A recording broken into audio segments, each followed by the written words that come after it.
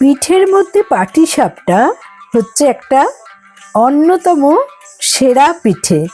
কে না ভালোবাসে এই পাটিসাপটা, তাতে যদি আবার গাজরের তৈরি হয়। হ্যালো ফ্রেন্ডস, রুবিস কুকারি 2 থেকে আমি রুবি বলছি। আপনাদের সকলকে স্বাগত জানিয়ে আজকের রেসিপি শুরু করছি। এখন শীতকাল মানেই চারদিকে পিঠে, পুলি, পায়েস এই সমস্ত সময়। তা আজকে আমি একটা পাটিসাপটার রেসিপি দেখাবো, কিন্তু একদম অন্য প্রসেসে। গাজরের পাটিসাপটা কিভাবে বানাতে হয় দেখুন। আমি দু ধরনের গাজর নিয়েছি, দুটো লাল গাজর আর একটা অরেঞ্জ গাজর। তা গাজরের খোসা ছাড়িয়ে আমাকে গাজরগুলো কুড়িয়ে নিতে হবে। পাটিসাপটার ভেতরের পুরটা মেনলি ক্ষীর বা নারকলের হয়ে থাকে। দুরকম গাজরই আমি এখন কুড়িয়ে নেব। লাল গাজরটা আমি এরকম ভাবে গ্রেটারে গ্রেট করে নিচ্ছি।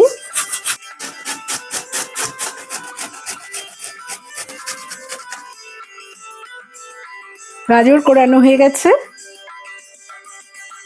এই গাজরটা আমি পাটিসাপটার পুরের কাজে ব্যবহার করব।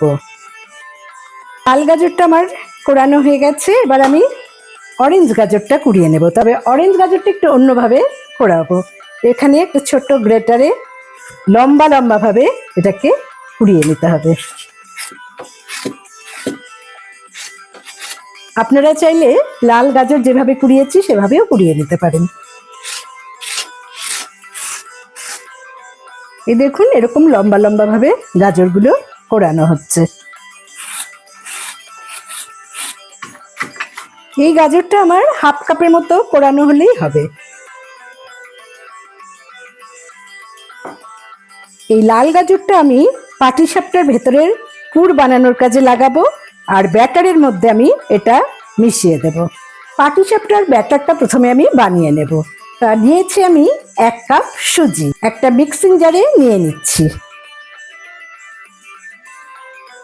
ওই কাপেরই হাফ কাপ আমি দুধ এতে অ্যাড করে দিচ্ছি।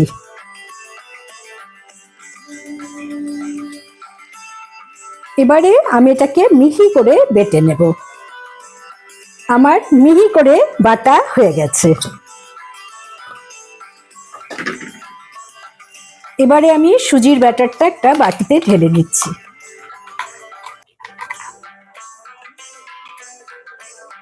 মিক্সিং জারটা ধুয়ে আমি এতে জল অ্যাড করে দিলাম। আমি এই ব্যাটারের সাথে কিছুটা চিনি আর নুন মিশিয়ে দেব। তা এখানে নিচ্ছি আমি 1 টেবিল স্পুন চিনি, আর নিচ্ছি 1 চিমটি পরিমাণ লবণ। এবারে আমি আরো 1 কাপ দুধ এতে অ্যাড করে দিচ্ছি। খুব ভালো করে 1 থেকে 2 মিনিট এটাকে ফেটিয়ে নিতে হবে, যাতে কোনো রকম লাম্পস না তৈরি হয়। সুজিটা দুধের সাথে সুন্দরভাবে মিশে গেছে। এতে আমি দিয়ে দেব 1/4 কাপ চালের গুঁড়ো, 1/4 কাপ ময়দা। ময়দাটা সামান্য মিশালাম এই কারণেই যে এতে পাটিসাপটাটা খুব নরম হবে। আর চালের গুঁড়ো আর সুজি দিলাম যাতে একটু ক্রিস্পি মতন হয়। আবারও সব কিছু ভালো করে মিশিয়ে নিচ্ছি। আমি 4টে এলাচ নিয়েছি, এটাকে গুঁড়ো করে এর পাউডারটা আমি ব্যাটারে মিশিয়ে দেব।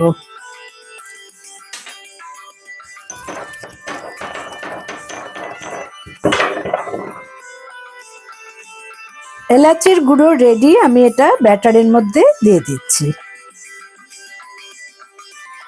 আবারও ভালো করে সবকিছু মিশিয়ে নিলাম। এবারে আমি অরেঞ্জ কালারের যে গাজর সেটাকে এখানে মিশিয়ে দেব।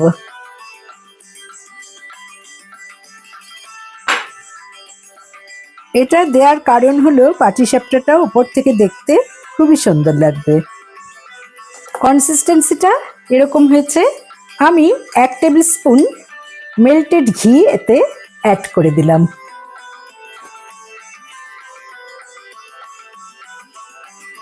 এবারে ঢাকা দিয়ে আমি 15 মিনিটের জন্য রেস্টে রাখবো। ব্যাটারটা 15 মিনিট রেস্টে থাকতে থাকতে আমি একটা লাল গাজর দিয়ে পুর বানিয়ে নেব। তা আমি প্রথমে দিয়ে দিলাম ফ্রাই প্যানে গাজর,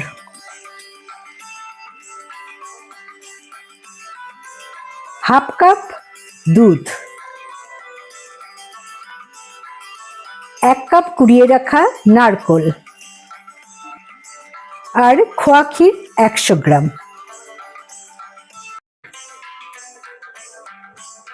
যেহেতু গাজর মিষ্টি, আমি চিনি কিন্তু বেশি দেব না, এখানে 1 টেবিল স্পুন চিনি দিয়ে শুরু করছি, পরে স্বাদ মতো যদি লাগে আরো অ্যাড করে দেব।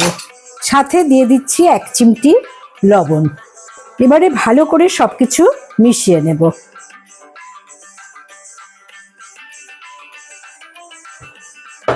দিয়ে দিচ্ছি 1 টেবিল স্পুন ঘি আর 2টো বড় এলাচ ছাড়িয়ে আমি এর মধ্যে দানাগুলো দিয়ে দেব। এবার মিডিয়াম ফ্লেমে এটাকে ভালো করে নেড়ে চেড়ে শুকিয়ে নিতে হবে। খোয়া ক্ষীরগুলোকে ভালো করে ভেঙে দিলাম। এবার সবকিছু ভালো করে মিক্সড করে নেব। খুব ভালো করে পাকটা দিতে হবে। তা আমি এখানে কিন্তু 100 গ্রাম খোয়া ক্ষীর মিষ্টির দোকান থেকে কিনে এনেছি। আপনারা চাইলে হাফ লিটার দুধ ঘন করে এই গাজরের পুরটা বানাতে পারেন। অনেকটা শুকিয়ে গেছে। আমি এবার এতে অ্যাড করে দেব কিছু ড্রাই ফ্রুটস।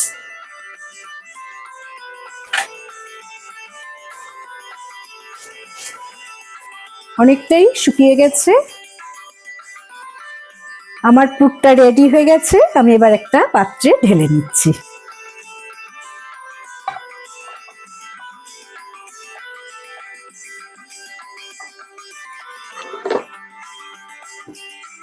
এবারে এটাকে একটু ঠান্ডা করে নিতে হবে। আমি এবারে এরকম ভাবে লেচি বানিয়ে নেব।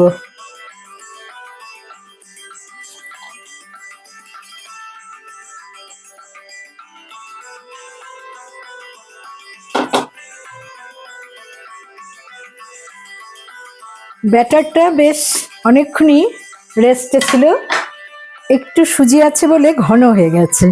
এটাকে আমি আরেকটু পাতলা করে নেব। আমি 1/4 কাপ দুধ নিয়েছি। একবারে ঢালবো না, বুঝে বুঝে একটু করে ঢালবো আর মেশাবো।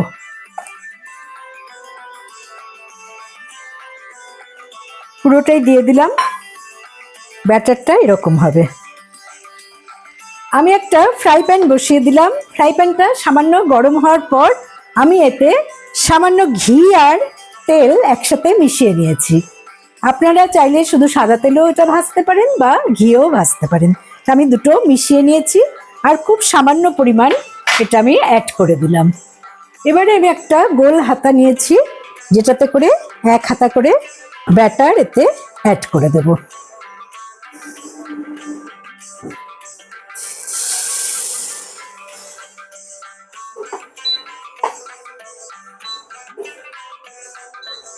সাথে সাথে ছড়িয়ে নিতে হবে এবং অপেক্ষা করতে হবে যাতে ওপরটা জমে যায়।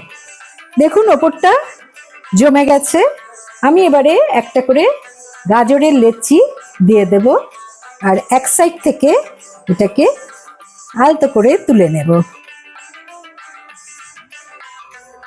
একটা পাটিসাপটা রেডি হয়ে গেল। এভাবে একে একে তেল ব্রাশ করে নিয়ে ব্যাটারটাকে ছড়িয়ে দিয়ে তার মধ্যে পুর দিয়ে ফোল্ড করে তারপর পাটিসাপটাগুলোকে বানিয়ে নেব।